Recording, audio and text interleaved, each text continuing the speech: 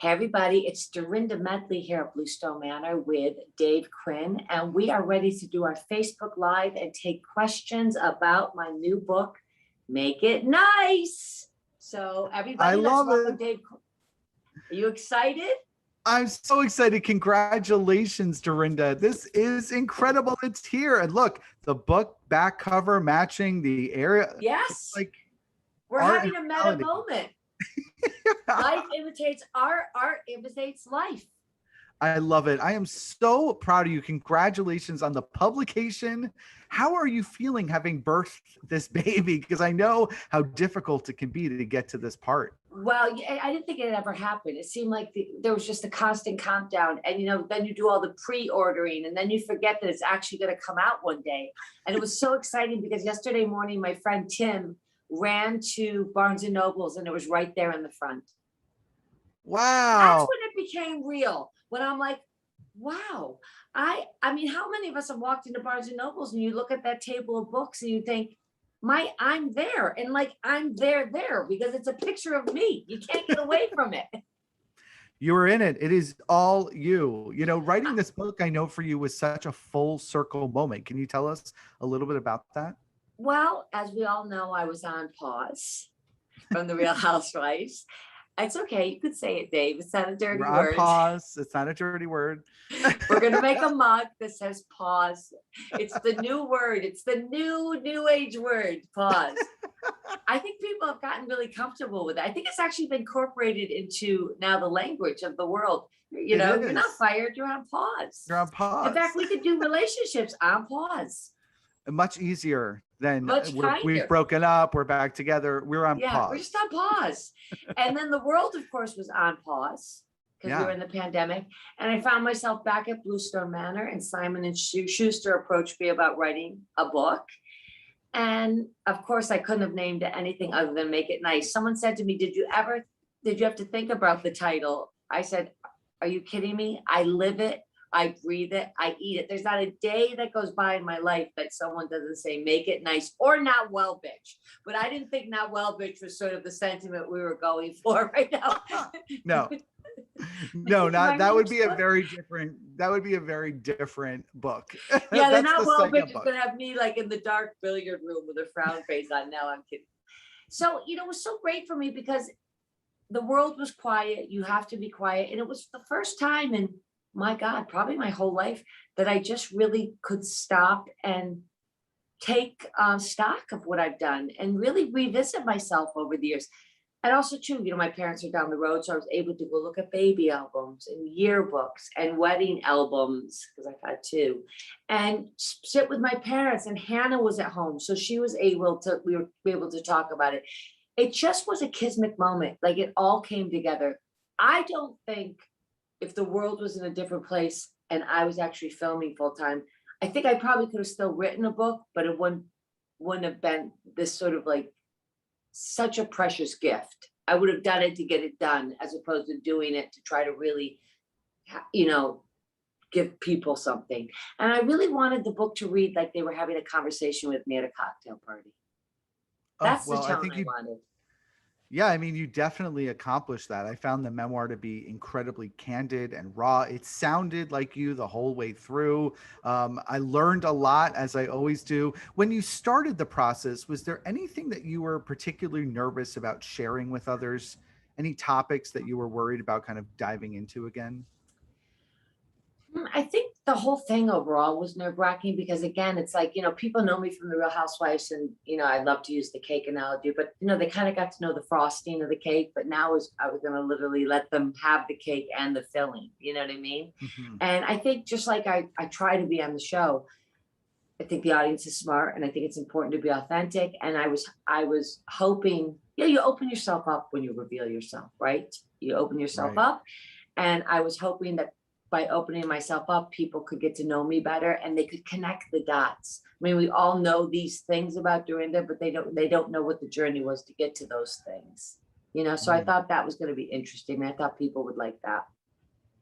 And I mean, I think that you open your book right away by giving advice to your younger self, that adventurous girl from Great Barrington, Massachusetts, out to kind of find a place of her own in life. And you tell her, stop worrying about the destination and trust the journey. Don't be afraid of falling short or making a misstep, and embracing life as it happens. That all those sorts of failures are just as important to shape you as you are by your successes. I was very touched by that advice right from the get-go, and I think you did such an incredible job throughout the book of really expanding on all of that. Yes, because I think it's very easy.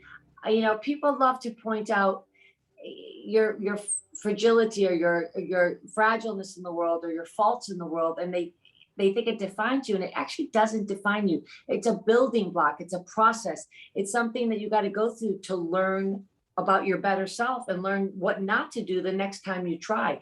I couldn't have made some of the choices or been exposed to some of the things if I hadn't sort of changed direction or hit listen, if I didn't go on pause, I wouldn't have probably been able to write this book. Yeah. So, You there is, as my mother always says, there's two sides to every pancake. Gosh, your mom, she has a lot of wise words throughout this book. I love that you quoted her so often and actually dedicated the book to her and to your daughter, which I thought was so special. Well, my mother, I'm really a fraud at the end of the day because people call them Dorinda-isms, but they're really Diane-isms. My mother has been doing saying since we were little. My mother has a saying for everything. Mm. I wish I started writing them down when I was 10, but I did. So my next book should be Dorinda-isms, just a cocktail book this big. Perfect. And then we need the entertaining book. I'm seeing a whole publishing future for you. Well, you know what I will say, which is ironic because I was when people loved when I said, say it, forget it, write it, regret it. I guess that saying's out the door now, right? Yeah, you got to let that one go. Well, you talk about the pause. What I love, I've read so many Housewives books.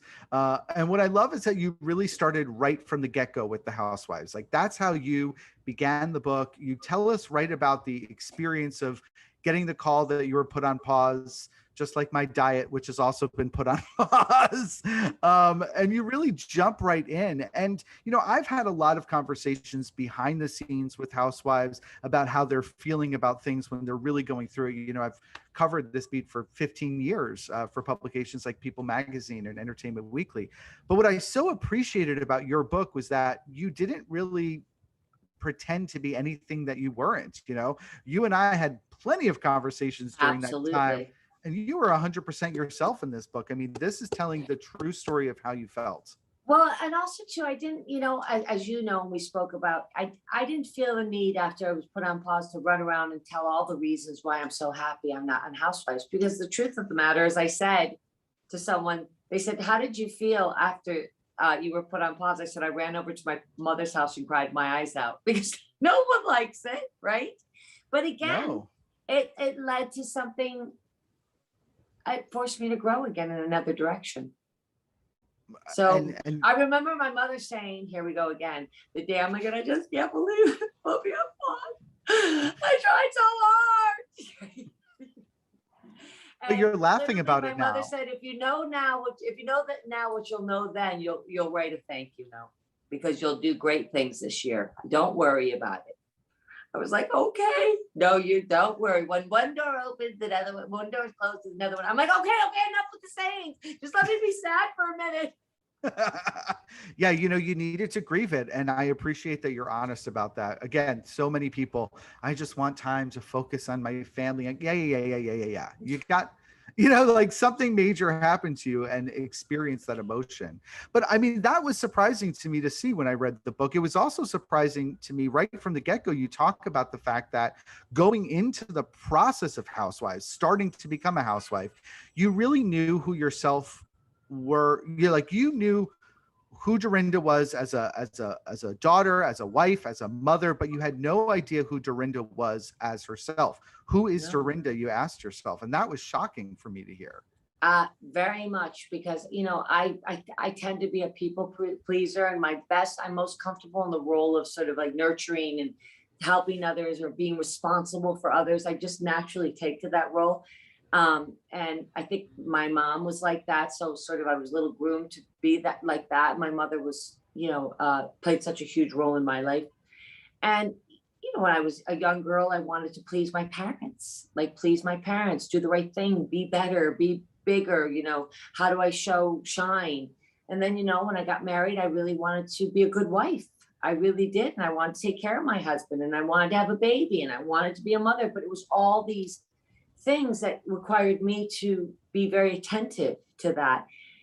So, I was Dorinda Sincala. Like I said, I was Dorinda Sincala. I was Dorinda Lynch. I was Dorinda Medley. I was the daughter. I was the wife. I was the mother, even the widow, even that, I was Right. the widow of Mr. Medley.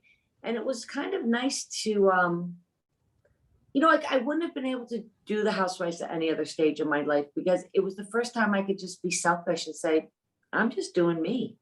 And I'm not putting a title on it. And, Hannah, you're grown up. Richard, you're gone. I've ticked and tied all the things that I had to do to be that person in everyone's life. And now it's time for me. And for me, the Housewives was a really therapeutic thing. I was very freeing. It was fun to just go out there and go through the process and learn about the process. I mean, how many women get to start their career at 50 years old? Yeah, A it's filming career. incredible. You know what I mean? You don't have a lot of industries that support that at 50 years old, you can go into TV and be whoever you want. It's incredible that you had that chance. And I grew a lot. I've got to tell you something. People don't realize two things about the Housewives, or I don't think fully sometimes take it in. It is a very brave job to do by these women. So I know people love to say what they say, but it takes a certain type of person to be able to put themselves out there like these women do. So I'm always the first one to defend my Housewife girls. Okay. Second of all, it is an incredible platform. It is an incredible calling card. And people that say it isn't, they're not telling the truth. I lead with my Bravo Housewives. It's true. I mean, there are so many amazing people who you build this kind of rapport with being in their television homes every single day. It's an incredible platform and you can use that. I mean, how many mugs, How many aerobics, months, how many opportunities, how many peoples, how many places, how many adventures, appearances. I had a really funny thing happen at this restaurant that I love on the Upper East Side called Felix. It's a very conservative, sort of very pretty. It's the sister restaurant to Bill Bouquet, and very Upper East Side people, pearls, the Chanel jackets. And I saw this woman look at me the other day while I was there. I'm thinking, oh, she must think, oh God, there's one of those housewives. So as I'm walking by her, she goes, I want to just tell you I'm the big fan. So you never know, this conservative Chanel clad, pearl clad Upper East Side great lady is a secret Housewives fan. So you never know who you're reaching, how you're reaching them, and that's a gift. Yeah. And I mean, what are we going to do tonight when we watch on TV? Where am I going to see you? $100,000 pyramid. $100,000 pyramid. Like, come on. You have to say to yourself. My boyfriend, Michael Strahan. You have to say to yourself as a kid. That's got to be a pretty cool pinch me moment. I mean, my goodness, what a cool thing to be a part of. We had so much fun. Sonia and I did it together. It was so much fun. Well, listen, we grew up with game shows. So the game show thing is everything, right?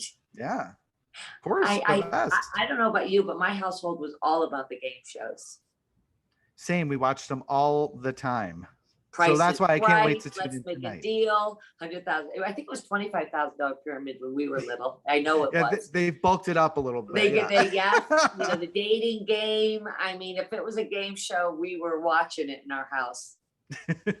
Well, this is a live signing and we have lots of fan questions. So I'm going to read some of them while you're going about it.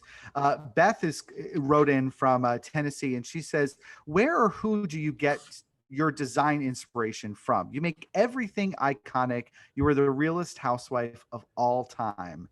Is there somebody who you are particularly inspired by? That's so nice. Is that nice? I like that, Beth. Well, thank you very much. I got to tell you something, living in London and living abroad for almost 10 years really helped with that, my sensibility of that, because it was so different than what I grew up with. And, places like London and, I was in Austria for a little bit, and even Hong Kong and stuff. The sensibility of color and texture and fabrics was something that really, I really loved. And I just took to it, and it's never left. I mean, I didn't realize, that you could mix mad colors together and mad patterns, and it was okay. Now I'm very comfortable with it.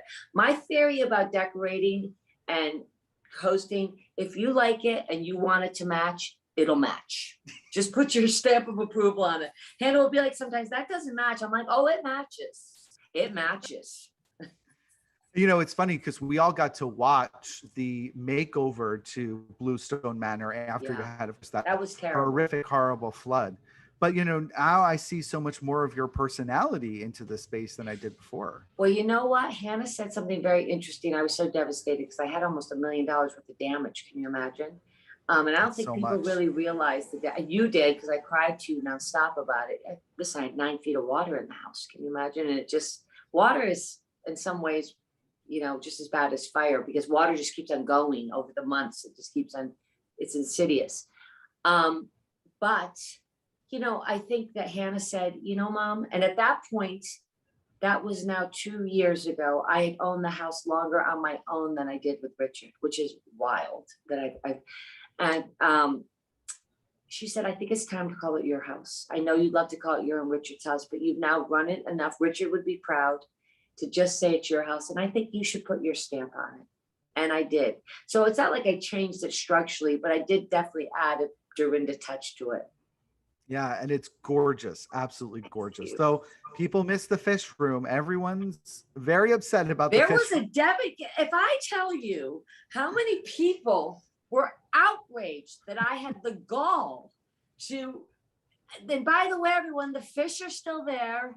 All's well. I had to give one to the clubhouse, but the fish are still up there.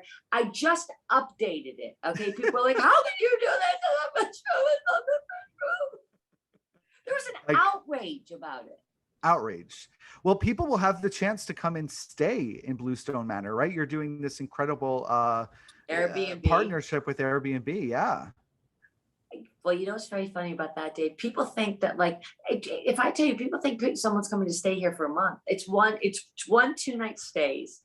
And everyone's so excited about it because I think Blue Stone Manor is a bit of an urban legend, right? And I'm going to be away promoting the book, right? Nonstop. And I thought this is a great opportunity to let people have a sneak peek. No one thinks the place is real, They think it's sort of a film set that's been set up by Bravo. Right. So now they can see. I cannot tell you how many times I've turned on the Zoom and everyone's like, oh my God, are you at Blue Stone Manor? I'm like, I live here. It's real. It's my house. Yeah. Well, and the other thing is we've only seen, as viewers of the show, a very small sliver of that gorgeous property. That's the thing. And until you actually see it, I don't think you fully get the extent of it. Remember, it's on 18 acres. Wow. And it's got a third floor, and it's just much more expansive in a lot of ways than you guys get to see. Because remember, they're very focused on the girls and zooming in on the girls. I mean, the main rooms of action have always been the fish room and the dining room. How many iconic scenes have happened in that dining room? Oh my goodness, I can think of 5 off the top of my head. Right. Even just seeing those green statues right here on the cover of the book. Isn't that funny? Picturing exactly. I can see Bethany screaming at Luann. Simon and Schuster's photographer. How beautiful of a job did he catch that moment? Stunning, absolutely stunning. Well, speaking of Blue Stone Manor, we all know how you love to decorate for the holidays. Katie from Oklahoma City, Oklahoma wants to know, what is your favorite holiday to decorate for and why? Well, you're going to be surprised by this. And I actually told Joe Drake this today. He took it as an Us Weekly exclusive, but I'm going to share it with you. And I don't want people to be upset or outraged. It's actually not Christmas. Wow. I would have assumed. I would have bet money on Christmas. Love Christmas. It'll be part of my life. I mean, Hannah was so worried after I left. After I was put on pause for the house, I was like, you're really going to decorate, right? I'm like, I've been decorating since you came out of the womb. Why wouldn't I decorate? My favorite holiday to decorate for is Halloween. Ooh, I mean, that is, I guess, the most colorful holiday to decorate for. Well, it's the best because the house got such a sort of romantic old world feeling that it takes to Halloween like a fish to water. I mean, it just, Blue Stone Manor and Halloween are like a match made in heaven because it's got sort of a speakeasy feel. Yeah. And do you still have that Halloween decoration that that Ramona said looked like Bethany, the one where I do. It goes that's out every iconic. year. And this year I bought well, last year I had the smoking dragon, but I ordered some of those skeletons, those lawn skeletons that everybody freaked out about at Home Depot, but they're like back ordered. Oh my goodness. Well, I And love that every year, and just so you guys know, every year, much to Hannah's dismay, I add and add and add. Hannah said that my face should be put on places like Marshall's and TJ Maxx. Do not let this woman into your store. I love that. Well, I don't want it to stop. Keep going. Keep going. Oh my goodness. You know, the thing that I love, you know, you talk about this in the book, throw such extravagant parties. You talk about a party that you had with Angelina Jolie and Brad Pitt. I mean, how about that? So many. And Nora Jones played the piano for them. And Right. Father Tutu was there. It was just one of those magical nights. Even for me, it was a magical night. At one point, I swear to God, this is true. I was our townhouse door. I went and came in, and they had this swirly staircase. So I was running back up the stairs, and literally Brad Pitt was walking by me in my house, and he said, "Great party, Dee." I was like, "What? Wait, what?" Oh my goodness, I would have dropped dead. Great party, Dee. I can see it right now. Well, Terry from Fishers, Indiana said, do you ever experience pre-party panic? If so, how do you deal with it and make it nice? You know what? I used to suffer from pre-party panic, but I don't anymore because the key to throwing a party, throwing a dinner, doing an event is just the back kitchen. You got to make sure you're organized. Don't do things last minute. You know, really have it well set. So by the time so it looks flawless by the time it starts, and there's very little to do. And whatever you have to do to make that happen, I do. If that's pre-making the food, doing something that's easy to just throw in the oven, you know, just get it all set up. So just the bare minimum needs to happen, because it really is like a symphony, right? All things have to fall into place. I try not to be running around lighting candles or wearing an apron. You should appear calm and organized by the time your guests show up. So I think the key to not being stressed out is to be organized, and don't make it too complicated. I think people make entertaining so complicated. You know, entertaining is a huge lasagna, a huge salad, and 2 bottles of wine. There you go. You got a dinner party, some interesting plates, some wacky flowers, you know, some novelty napkins, and put on some music. And before you know it, people are laughing, talking, spilling their secrets, and having a ball. Well, it's more about the people than anything, because That's no right. one's going to leave your dinner party and say, well, that lasagna was great. That's you know, right. but the It's not about the conversation is food. terrible. Yeah. And, you know, people want the host to be present.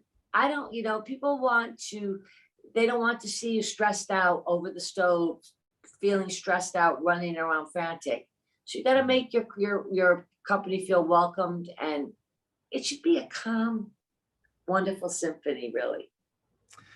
The best. Well, you have a lot of questions here about the book, so we're not going to waste time going into those. Daniel from Dallas, Texas says, what was the best part about writing this book? Best part of writing the book was reliving my grandparents. I mean, obviously Hannah's birth was so beautiful, but I forgot how much I just loved my grandparents. I mean, I bawled when I wrote about my grandparents because I just haven't thought about them. I haven't thought about them in my life. I haven't thought about how important they were. And I didn't think about just, you know, God, I'm going to cry again, just how much they loved me. I've had so many people in my life love me. And, you know, you don't realize that as a child because you think everybody's loved the way you're loved, right? Everybody hugs and kisses their grandparents, and, you know, but that was such a gift, you know, so I was very, very lucky, and it made me miss them. I actually I said to my mom when I was writing, I said, where's Granny and Grandpa's gravestone? I don't even know where it is anymore. Isn't that awful? So I went and found their gravestone and looked, and I was like, hey, you know, I've missed you guys. And I forgot I missed them. You did such a good job sharing memories of them in the book. Ron from Chicago wants to know, why did you even decide to kind of get into this process of writing the book in the first place? It was time, there was time to sort of stop and revisit all the reasons and how and the whys I got here. It was something I kind of secretly always wanted to do, Mhm. and I felt like the quilt was big enough now. There were enough different patches on the quilt to tell the story. And I Mm. really wanted people to sort of, I think people thought they knew me, but now, they can decide if they like me and know me. Like now they can follow the breadcrumbs. They can see the who, what's, why, where. It kind of makes sense. Like some people didn't even realize that Richard wasn't Hannah's dad. Oh, wow. Like someone said, that's me. I thought Richard was Hannah's dad. I'm like, no, she has a dad. He's alive and well, and he's a wonderful guy. And I was married to him for quite a long time. That's crazy. So yeah, Yeah. was there something, Stacy from Nashville, Tennessee asked this, was there something you learned about yourself during the writing process that you hadn't kind of realized before? Yeah, I did. I mean, I always know I thought of myself as an able woman and, someone that can do, I've always think I'm someone that's a doer. But I think I didn't realize, that I've really been strong.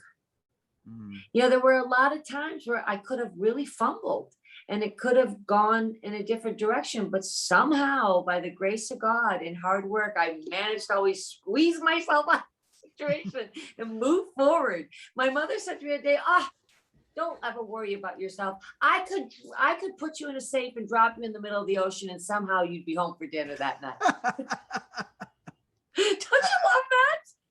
She's not wrong. You're very, very I don't worry about self-sufficient. you. We could drop you in a safe in the middle of the ocean. You'd be home for dinner at night. And you'd bring dinner too. That's the thing about you. Ta-da! I'd be a little wet, but nonetheless, I'd get home. You'd be there. Tony from Patterson, New Jersey asked this. I'm curious too. Was I it love more? Patterson, New Jersey. That's near where my grandparents were. Oh, really? Yes, they were in Clark. That's right. That's right.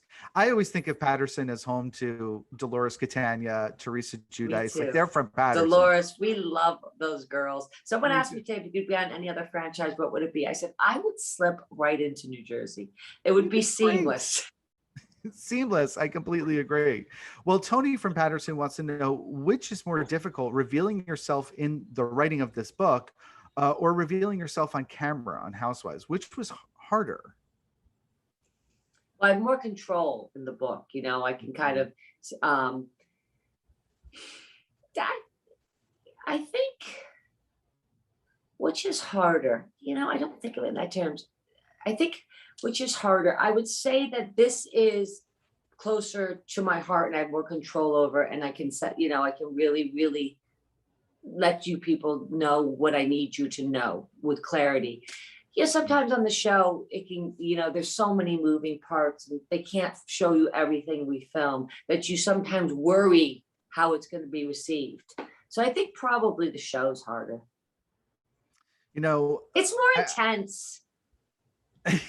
It's definitely more intense, and you don't have any control over the edit, as you say, and that's, I think, probably the hardest part. You got to remember, we film all day for 4 months for 5 days a week, and there's a lot of that unfortunately they can't show or choose not to show. Mm-hmm. Like I think that people didn't really realize how bad the devastation was on the house. No, they didn't show it at all. They didn't they didn't realize that I was filming and trying to run up here and get, the house was literally closed down for 9 months. Not a light, not a heat, not anything. It was basically had to dry out for the first 3 months. Wow. Well, I think although it was very hard for you, I know, to go through the Housewives process, and that's difficult, I do think that there were a lot of challenges to this. And I can imagine, reading it, that there were 2 chapters or 2 parts that I think were probably very difficult to write. The first being, you opening up about your eating disorder as a teen. That couldn't have been an easy thing to talk about. And it's so funny, Dave. I've never talked about it on the show because it's not something that I wanted to give away in an unsafe environment, because I didn't want, I wanted, and it happened so long ago that I put it in its place. I put that in its shelf, you know what I mean? And I wasn't ready to ever take it off the shelf. So why did I do it now? I did it now because it's part of my life. So if you're going to look at Dorinda Medley from a little girl to now, that was a big part of my life. And it really, you know, it defined me for a little bit. And it really, if you look at my life and its macro level, it makes sense that kind of I was, you know, it's control. You know, body dysmorphia or eating disorders, it's really a sense of control, right? And people don't know this about me, but I'm a big worrier. I want to control, you know, I want to control things. I want things perfect. I don't do well with failure. I don't do well with things that aren't done right. I don't do well, you know, and it's a challenge for me sometimes because I tend to overdo and then I get exhausted. So this was the perfect little spot for me to be like, let's see, what can I do that my parents can't control, but I can control, and I can see results like that I control. And that was it. And boy, my mother snapped me out of that one quick. Also, too, it's good to talk about it because maybe I gave people some warning signs of what to look for. The person that was surprised about it really was Hannah. Did she never know? Wow. So she learned for the first time reading the book. And she was like, well, kind of makes sense because, you know, you're a perfect fit for that sort of like situation. Yeah. But you know what the truth of the matter is, when I was talking about it to someone the other day, you know, I think a lot more people suffer from some form of body dysmorphia than we can imagine. In fact, I said to Hannah, it's so prevalent. I mean, the first, like I was talking to a bunch of girls the other day because we're talking about a trip we're going to do in a couple of months. And two of them said, oh my God, I got to start my diet right away. I can't dare let anybody see me in a bathing suit looking like this. So it's always on our minds. So all you need to take is add a little bit more ingredients to that, you know, add a competitive mentality, add a control factor. And before you know it, you know, you're running down that road very fast. Right. You're right. And I liked the way it made me feel because I saw results. And the more I ran and didn't eat, the thinner I got. And the thinner I got, the more I ran and didn't eat, right? So I thought it can serve as a warning for other parents or parents of young girls or boys, you know? I'm glad you included it because, I mean, I could see that being something that you wouldn't want to put in the book. So I'm really glad that you did. Did you ever, you know, just as a Housewives fan, of course, I think about, when I think of anorexia and eating disorders, I think about Jules Weinstein, who I know is a friend of yours. She opened up about it on the show. Have you ever spoken to her about it? Yes, I did, you know, and I think, again, you know, there's a perfect example. She sort of put it out there and I didn't feel like it was received the way it should have been received. I agree. You know, and that kind of was heartbreaking to me. Yeah, it was. Well, we talk about this being a difficult thing to put in the book. The other part that I would imagine is very hard Terrible. Was writing about, obviously, death. And well, you know what was interesting about that for me, and why it was hard, and why was it in there? This is going to be an interesting thing, I tell you. It was much easier talking about it on the show, much easier than writing about it in the book. Because when I was talking about it in the show, I had restored Richard. Like I could talk about my husband, the man I lived with, the man the kids loved, the wonderful, joyful man he was, our life together, our vacations, which is all very pretty now. It's all restored. But to actually walk and write about that process when it wasn't good and it wasn't pretty, and I literally, me and let me say my family, journeyed him to, you know, wherever he went to next, pray to God, heaven. You know, that was not pretty, and that was hard, and that was visually it was hard, mentally it was hard, physically it was hard, spiritually it was hard.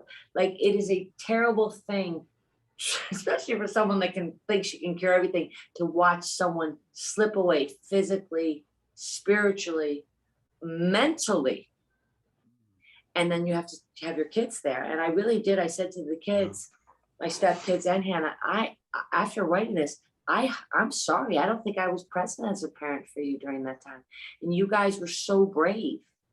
Like because, you know, there is that old saying, when someone's sick in the family, the whole family's sick. And that's true. because it's your focus. You eat it, you drink it, you sleep it. You get up the next morning and you eat it, you drink it. You just can't get away from it. There's no vacations, there's no fun, there's no enjoyment, there's no enjoying food. It's just, that's it. That's the elephant in the room. Yeah, you're just in it. That's it. How many times, I know that writing a book is a lot about rewriting. How many times did you rewrite that chapter? A lot, because it was a fine balance for me. Because you got to remember, well, you know better than anyone as a writer, that when you write about your life, you're writing about other people in your life, and you don't want to do anything. You want it to be your story, but you have to bring other characters in because that's your life, right? And I wanted to make sure that I did it with respect to not only my husband, but to his children. So they'll read it and be like, yeah, that's what happened. Mm-hmm. And I'm proud really, of you. I think you did a fantastic job. And, I really felt like I understood more than I ever did through the show after reading that chapter. So I just want to thank you, because I know how easy it would be to cut things out. Were there any stories, Tracy from St. Louis, Missouri asked this, were there any stories that you wanted to include but didn't make it into the book? Well, I think there's always a lot more stories. I mean, Dorinda Medley has endless stories. There's volumes of things. I think about them all the time. I was telling someone just the other day, oh, I really wish I put that in the book. Because I've lived, I think, in a weird way, a lot of the single chapters could have been a book. My time in London probably could have been a book. Oh, yeah. Right? So, yes, but there's always book number 2. Is there? Now, Brandy from Kansas City, Missouri wants to know that. Will there be a second book? Make it nicer, perhaps. Yeah, make it nicer. Yeah, that's it. I hope so, Simon & Schuster's. If you're listening out there, I would love to do an entertainment book, an entertaining hosting book. I think it would be great. I think the art of entertaining is fantastic. People love it. If I tell you that if I do a live or I do a YouTube of setting a table, how many people love it? It always amazes me. Yeah. I'm obsessed every time I see it. I want to watch more and more. This is a great question from Carrie from Marion, Iowa. She wants to know, besides your family, did you have anyone that you really admired or used as a role model growing up?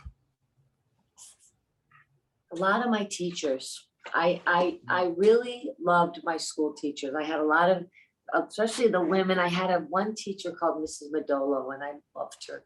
And I loved her because I'd never seen different colored pantyhose, and she was so confident and she smelled so good. And she just, to me, was everything I wanted to be when I was going to grow up. So I loved my Mrs. Higgins, Mrs. Gunn. I loved all my school teachers. I mean, I just really, Mr. Kinney, I loved my school teachers. And who else? I mean, obviously the person that made a big impact on my life was my grandfather, Adorno Magadini. I just loved him. I wanted to be with him. He was larger than life, Italian guy, like 6'2". I just loved the way he smelled. I loved the way he eat. He's the guy that took me to see Evel Knievel. He woke me up one night in the middle of the night and got me out of bed and took me to the fairground to meet Evel Knievel. My mother was going to have a fit. He was a little bit like John Medesian, larger than life, right? Loved a good time, loved to, cut prosciutto and cheese with a big knife and eat it. And I remember he brought me to see Evel Knievel, which to me was like everything. And for years, I thought I'd met Elvis Presley because they both had that jumpsuit on. It was Evel Knievel. So my mother would always say, not Elvis Presley, Evel Knievel. I'm like, oh yeah, well, that's right, Evel Knievel. Remember when he was big? So of course I remember. That's hilarious. Oh my goodness. That's so funny. Well, I think about this question that Aubrey from Frankfort, Kentucky says, is there a theme or message you want readers to take away from the book? Aubrey, what did Aubrey ask? Is there a theme or message you want readers to take away from the book? Yes, I do. I think I want them to take away that, if you want something and you have a dream and it's not always the straight path, but if you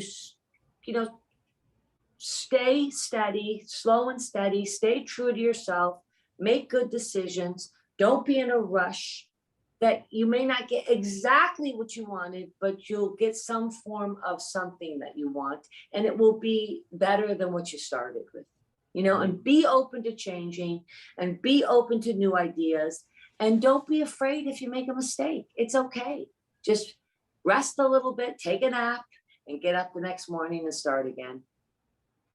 Yes, yeah. I think you accomplished that. For me, I left feeling like that it's important to take ownership of your life, to express yourself as an individual, to lean into your sense of independence and self-worth, to embrace your journey, even if it's imperfect. Like, I think you did an incredible job of reminding us all that if we're struggling, that we can get to the other side of it. I think you write in the book something like starting is the hardest part of the journey. And like, It boy, is. did that click with my brain. And I'm going to tell you something. Someone asked me the other day, one of the questions was like, what one of the things you really value the most after writing this book and all that? And of course, Hannah's the obvious, and your health and all that's the obvious. But the thing that I value the most is freedom. Like, I am so pleased that at 56, I have gotten to a place where I can make my own decisions. I'm comfortable with making my own decisions. I feel like I am control of my life. I own it. Like, I know how to run my life, and it's a good feeling. I feel spiritually, physically, financially, like I'm in a good place. And I love that for myself. What do you attribute to your beautiful, strong, independent inner strength that radiates across the TV screen to all of us? That's the question from Tammy from Wisconsin. What do you attribute to that? My mother. Oh, wow. My mother had so much faith in me. My mother, here's something interesting that I realized right in the books, and it kind of it gave me pause and made me a little sad, is that my mother, when I was talking to her about things and talking about it, I was like, God, Mom, you were so young when you had kids. And she, out of nowhere, she said, I was given a scholarship to go to secretary school in Boston, and God knows if I had gone, who knows who I would have married. And for a moment, I saw my mother in a different light. Like, maybe she had hopes and dreams too. Like, maybe her hopes and dreams were not just raising 4 kids in Great Barrington, Massachusetts, but what my mother did, and my father, because they both had to collaborate and make the dreams come true together, because one was not strong enough without the other, is my mother was hell-bent to make sure that we had, as a unit, so there was 2 boys and 2 girls, we were raised all the same, with all the same opportunities, and my mother was hell-bent on making sure that I had better opportunities, and I was allowed to do the opportunities that she wasn't able to do. Listen, she dragged me out of public school. I went kicking and screaming. I was like, I will never leave you, Christine Givender. I love you forever. Stacey Droz. I was listening to Van Halen in a parking lot. And my mother was like, you got into Berkshire school, you're going. I'm like, I will never do that. I went to Berkshire school for a year. I'm like, I'm never go back to public school. Okay, this is my new life. And it really was a pivoting time for me because it was a new world. I said it in the book. I didn't know that people, I'll never forget it. I was standing there, Olivia said to me, what are you doing for spring break? I'm like, I don't know. Going home and watching, like, I didn't know that people went away for spring break. Right. So then the next year when they asked me, what are you doing for spring break? Even though I was doing nothing, I lied. I'm like, oh, well, of course I'm going somewhere fabulous, Isn't it wild when you start to see your parents as real people and not just like these beings that raised you? Hannah said she had a moment when she was reading about me as a young girl with my mother in the conversation. She said to me, now I'm going to, and Hannah's very intelligent, as we all know, and very, very academic and very switched on. She says, I'm going to say this, Mom, and I know you're not going to get it until, but I've kind of had a moment because she said, when I realized that you were to your mother what I am to you, it was really weird. I said, why? She goes, I don't know. I just think of grandma as my grandmother and not as your mother. She goes, I know that sounds all wrong, but She said it was this moment where you were once young and you depended on grandma the way I depend on you. Like she couldn't get her head around it. Like, yeah, it's that's so funny. And that's really what it is like, right? Yeah. Oh my Even goodness. when I talked, it was funny. I thought she'd be freaked out by the talk about my first boyfriend and him introducing to me to my, my sexual life and stuff. I said, does that freak you out? She goes, no, but I just didn't think you liked any of that stuff. I'm like, well, I was a young person once. Is there anything she asked to take out of the book that she didn't want in there? No.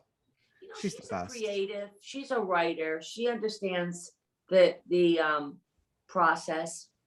No, but I definitely let each one of the kids sort of, look at it and have their final say on it. I appreciated that we got to learn so much about Dorinda, the fashion, career woman that a lot of us don't know about. And Charlene from Atlanta asks, what advice would you give to a young aspiring fashion designer? And I'm curious what your advice would be. Well, I think the advice is to, do what you love. Either lean into something that suits you. The old saying, if you're passionate about something you're doing, it'll succeed. It just can't not succeed. If you're doing something that doesn't feel right, or is not a good fit, it's not a great area of fashion, you're not going to do well. You have to have a passion for what you're doing. You know what I mean? Otherwise, you'll grow bored of it and it will grow bored of you. You know what I mean? Like I could cook for the rest of my life. There's never a time that I'm in the kitchen that I'll start cooking and I feel this whole sense of rhythm come over me. I'm like, some people do yoga, some people do this, go for a run. I cook. So for me, like Hannah's always saying to me, write down your recipes. I'm like, there is no recipe. The recipe's in my hands. The recipes are in my hands. Once that burner goes on, the recipes come out of the hands. You know what I mean? Because I'm passionate about it. I'm passionate about decorating. I could stare at fabrics and colors and things all day long because I'm passionate about it. So if you're going to do something in fashion, do something in fashion you're passionate about. You know what I mean? If it's colors, do colors and go for it. See, this is the sort of advice that I love hearing from you. And I remember listening to your SiriusXM show and absolutely loving kind of the advice that Hannah was on there a lot with you. You had incredible conversations. Shawnee from Pekin, Illinois asks about this as well. Are there any plans to do a show like that again, have your own podcast? And who would you want to have on your show one day? You know what? Everybody asked me about that. I was kind of sad that Sirius Radio didn't go on longer because I really enjoyed it. I really liked radio. Like I really, really took to it and I really enjoyed that platform, which I was surprised about. It came but I like to talk. So I guess it doesn't really. It's easy for you. Yeah. Right. But I haven't really thought about it since because I've got so many other things going on. But you are not the first person to ask me. Who is that? Shawnee asked me that? That's right. Yeah. Shawnee, you know what? I think I should. Everybody's asked me to do a podcast. I don't know if there's room for another podcast in the world. There seems to be a ton of them. But listen, call Sirius Radio. Give them a call. Maybe I can get my Make It Nice radio show back. Now that I have a book, it seems befitting. It seems perfect for it. And right? Certainly people and I had on some really fun people. Well, Hannah was hysterical on it because Hannah gives up all my secrets proudly. She doesn't care. She doesn't. Are there other dream interviews Shawnee was asking that you would want to have? Is there other dream interview people that I would like? Well, there's so many wonderful people. I would love to have Sarah Paulson on. You'd be great together. I love her. Yes, I just adore her. She's great. I would love to have other writers on, but I think, it'd be really fun to have people from the arts and that kind of thing, and other people that entertain. I love to watch. I get so deep and involved in other people's Instagram when they're cooking and entertaining because everybody has a trick. I love people that have a trick. Yeah. Well, Sarah has a similar question. Sarah from Clarksville, Georgia. She says, you're so genuine and real and giving. Are there 3 friends that you could Golden Girls with? In other words, like live with together. Yes, of course. Just enough different to create. Well, I already have one of them I've already lived with during COVID, Greg Calejo. He's my Golden Girl. Mona, Everybody knows We Mona. love Mona. Mona, I could definitely Golden Girl with, and Tim Kush, I could Golden Girl, and you could Golden Girl with me. I'll be the Sophia of the bunch. I'll pop in and visit every now and again. That's great. I mean, we have all Golden Girl together, and I'm going to tell you something. It's a lot of fun. There's no shortage of laughs in this house. Well, as you can imagine, lots of questions about the Housewives. Christine from Taunton, Massachusetts, asking, "Do you miss being on the Real Housewives? We miss you so much." I know. Here's the thing. I don't think you ever not miss it. It gets in your blood. Have other wonderful things come up? Do I sit around every day crying over it? No, but don't you remember when you first got out of college, you're happy to graduate from college, and then fall comes and everybody's going back to college, and you just have that moment where you're like, I feel sad, because it is fun being on the show. There's a lot of energy. There's a lot of camaraderie. It's a rhythm that, after 6 years, you kind of get used to doing. Oh, I'm going back to Housewives this fall. So, and I enjoyed it, and I was good at it. Like, I'm going to say that for myself. Like, I would get right into it and do it. So of course it was sad. I was sad when I couldn't go back. But on the other hand, I got very lucky, because the whole world was on pause. So I could kind of pretend the whole world was on pause while I was on pause. So it didn't feel like I was missing out on anything. I think, Dave, it would have been a lot harder if it were like a bustling fall in New York, and everybody was doing everything, and I was up here at Blue Stone Manor writing a book. I really got lucky there. Yeah, very much so. Because it didn't feel like I was missing out on much. In fact, I could do the whole thing. Thank God I'm not in the city filming because it's cold, and I did feel that way because I was up here writing, and we were all in quarantine. And I think it was a hard season to film, because what people don't get is the other franchises have outdoors, huge homes. Our extra character on the show is New York City. She is a character there. We live there, we play there, we work there, we run there. When you're a New Yorker, I always say there's the America, and then there's New York City. And it is a totally different place. And if you can't play in this playground, and if New Yorkers can't play in that playground, it makes it very difficult. Think about all our scenes usually at restaurants, at parties, at events. I mean, that's what we do. You're right. So to take that major character out, New York City, made it very difficult on the girls. So I want everybody to stop hating on all those girls. It was a tough girl. It was a tough season. I think you're being very generous and kind. And listen, you went on pause, and so did New York City. New York City, the city is still on pause. So I understand that.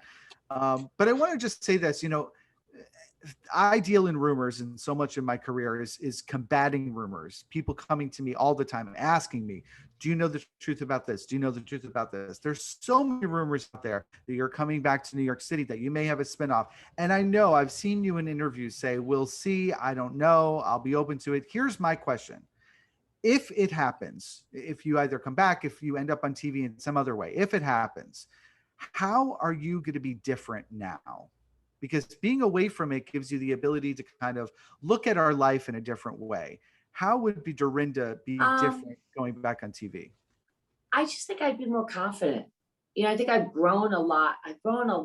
It was good to get away and just be at peace and grow in a different way. And, I just think, I think I'd be more confident in it, and I wouldn't feel the need to always make it happen. Like, I felt such a responsibility to always be the one to make it happen. And I also think that I would just let people see a little bit more vulnerable side to me. I mean, that could be hard, though. Vulnerability sometimes comes with hatred. How do you combat that? It's a question that we have here from Tiffany from Savannah. God, I don't know. Now you're scaring me. I'm feeling vulnerable talking about it. Don't be afraid. Don't be afraid. Because listen, Karina from Memphis, Tennessee points it out perfectly. Thank you for making the world a more positive place. That is who you are in the end of the day. That's nice. Who said that? Karina, that's so sweet. Well, Karina, you made it nice for me tonight. I hope that's true. Listen, I don't always get it right. And you guys have seen me on the TV show where as my mother says, you say to me, Dorinda Medley, when you're good, you're great. When you're bad, you're terrible. But the thing about me is, at least it's honest. And you know what? I'm like a phoenix. I always rise again. Okay. I may flare out of the ashes, but that phoenix keeps coming up. You can't keep a good girl down. You sure can. And I'm hopeful that that pause will be a play soon enough. In the meantime, Sandra from Philadelphia, I'm going to leave with our last question of the night. How hard is it to always make it nice, Dorinda? It comes naturally. It comes naturally. No, you know what the truth is? Here's the key about making it nice. Sandra, right? Because I missed it goes out. Yeah, Sandra. Yes. Let me tell you, Sandra, the key to making it nice is to make it nice for yourself as well. So I always make sure, and I've been doing a lot more of it. I have a lot more me time. If I don't allow myself to get too tired, I take days off. I really pamper myself as far as like that. You know, I didn't used to do that as a young person. I'd run myself ragged. So I make it nice for others, but it's important to make it nice for yourself, because I have to honor myself first in order to honor others. I have to tell you, Brenda, it has been an honor of my career to get to meet you and so many other incredible people and to build a friendship and to look at this product and to know how hard you worked on it, how much of yourself you poured into it. I am so proud of you. I hope that everybody enjoys it, because I think they are going to meet the real Dorinda through this. Yes, please. You know, like I say, Simon & Schuster says where books are sold, right? Wherever books are sold, and I'm sure it makes a great gift. Well, I want to thank Facebook too for allowing us to have this platform tonight. Yes, it was so fun. It was a lot of fun. And Dave, I love you. Dave, the world doesn't know this because we're on a professional platform right now, but Dave and I are very close friends in real life. And he has been a tremendous support to me during this past year and a half, and I will never forget it. So you can definitely be one of my Golden Girls. Yes, I'm down for it. Get the cheesecake ready. Thank you guys all so much for coming. Thank you for having me, Dorinda, and congratulations again. Big kiss. Bye-bye. Bye.